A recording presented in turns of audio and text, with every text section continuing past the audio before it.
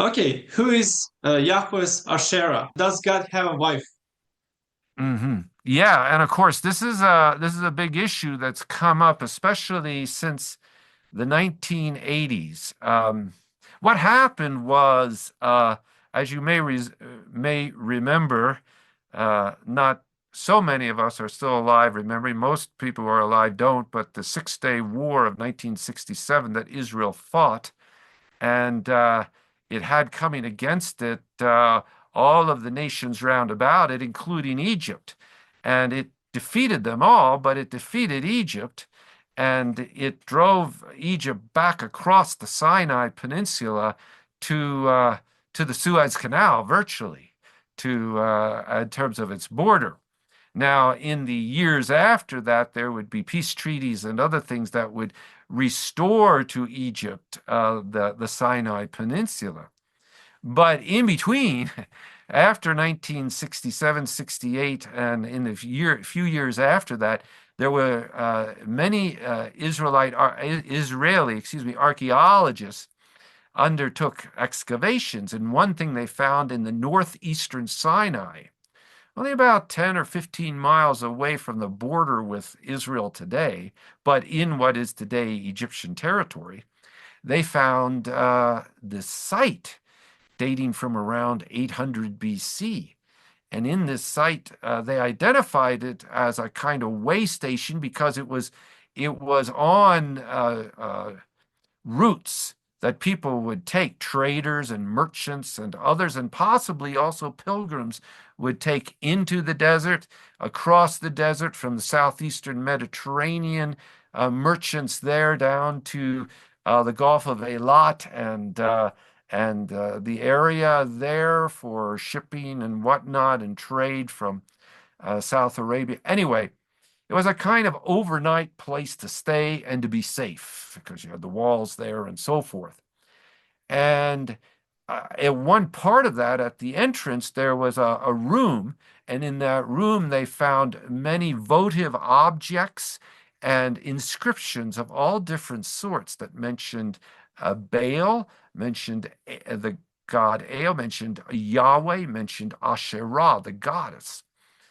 And it was very interesting that this seemed to be a little place where people might bring gifts and write a dedication to bless people as they continued their journey or for safe travel, this sort of thing one could easily imagine. But several of these inscriptions read, I bless you to Yahweh and to Asherah. Some translated Asherah as his Asherah. I think for various reasons it's best just translated Asherah. No matter.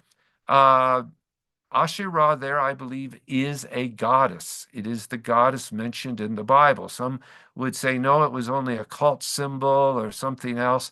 But you really have to superimpose a lot of arguments to get that. The natural way of reading this, and especially in light even of some of the images and things that are the art forms that are made there, is that this is the goddess Asherah, and that Yahweh and Asherah were together. Now, this is found on several inscriptions. I think Asherah is mentioned about 5 times in the Quintilet Ajrud. That's the site, that's the name of the site in the Quintilet Ajrud inscriptions. And it's named once, she is named once from the same period of time, the 9th century BC. She is named once at Khirbet el Kom, which is probably biblical Makkedah, which is located in southern Judah. And again, it's a tomb there, and it mentions to Yahweh and Asherah. Well, okay, this suggests that at least among the people who wrote these inscriptions, Yahweh was associated with Asherah. You have a male and a female deity, so people said, well, Yahweh and Asherah were married, or there was a consort. William Dever, famously a great archaeologist, wrote a book called Did Yahweh have a wife on the basis of these inscriptions, and concluded that he did, and that this was the view in Israel. And again, part of this theme that Israel, at least in the 9th century, was polytheistic, and that continued for a couple hundred years. Now, there was nothing surprising from a general religious viewpoint about the chief god of a nation having a consort or wife. In fact, that you already find hundreds of years earlier in the 13th century BC in the myths that are found at the city of Ugarit on the Mediterranean coast of Syria. And those myths describe El, who is the chief god there, and Asherah, or Asherata, as she would be called there, Athiratu, actually, in the Ugaritic way of pronouncing things. And so those two were the progenitors of all the gods and goddesses, or all the major ones. They were the mom and dad, and they were the chief deities as well. And that's how it was understood. So why, if Yahweh were worshipped like other gods round about, so he should have a consort, Asherah. And that seems to be what's mentioned in these two places where these inscriptions are. So, yeah, I think that there were some people who believed that in Judah and in Israel, and that they honestly believed that Yahweh was married, and that maybe there were a whole bunch of other gods and spirits and whatnot, and Yahweh and Asherah were somehow the parents of these. But the interesting thing is that's the only place these inscriptions appear. After that those late 9th century inscriptions, go into the 8th century, go into the 7th century, go into the 6th century, you never again find those connections.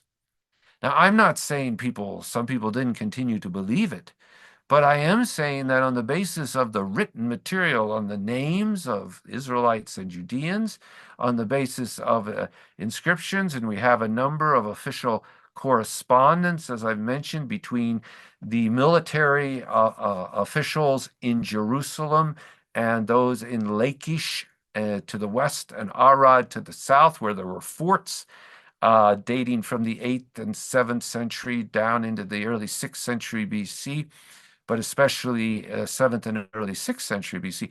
You have correspondence, you have names of people. Asherah never appears. You have plenty of names with Yahweh as part of the construction. Yahweh is my strength, Hezekiah. Josiah, Yahweh is salvation. Hanani, Yahweh is gracious. All these names, but nothing like that with Asherah.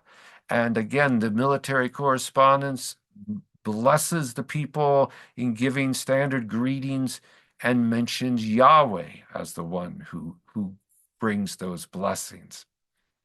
So again, there's no connection with other gods or with Asherah.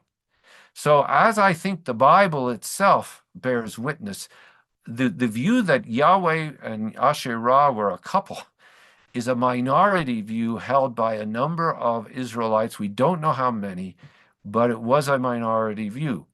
It is possible that it continued in some of the syncretistic, unorthodox leaders, priests, and figures. This is why I believe, for example, at Bethel, where you may remember in 1 Kings 12 and 13, the first king of the northern kingdom at Bethel in the south and Dan in the north sets up an image of a gold calf and says, "This is your God, O Israel, who brought you out of Egypt. Worship this God." Well, of course, that's a reference to Yahweh, but at the same time, it's a false reference. You're not supposed to worship God in the form of an image. But it's interesting that when Josiah, many centuries later, the good king of Jerusalem, is eradicating any other worship of any other gods and goddesses, he goes north up to Bethel and he destroys the Asherah pole that's up there. So you see that even here, there may have been at Bethel false worship of Yahweh and Asherah for a period of time. So I believe it did go on, but I don't believe that Yahweh had a wife in the eyes of the prophets or of the Orthodox kings or of the followers, the followers of the true God of Israel and Judah. I don't believe they accepted that, and they saw it for what it was, the worship of other gods and goddesses, which was condemned by God and by those who followed him.